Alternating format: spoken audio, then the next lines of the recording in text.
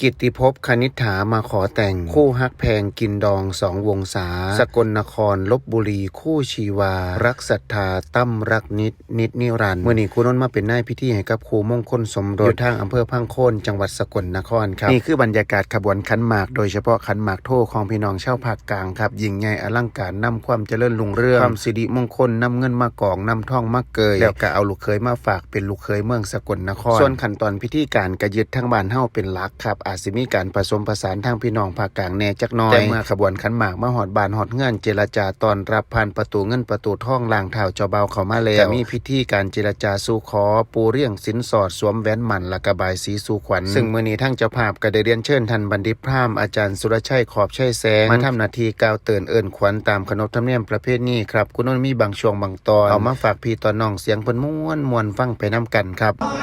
12 ขวัญก็ให้มามวนเฮาเก่า12 ขวัญก็ให้มาอยู่เนื้อมาอยู่เหือได้กินขวัญแข็งก็ให้มาส่งแข็งอยู่ดีลาขวัญขาก็ให้มาส่งขาอยู่นำมาเนื้อว่าไม่เยอะ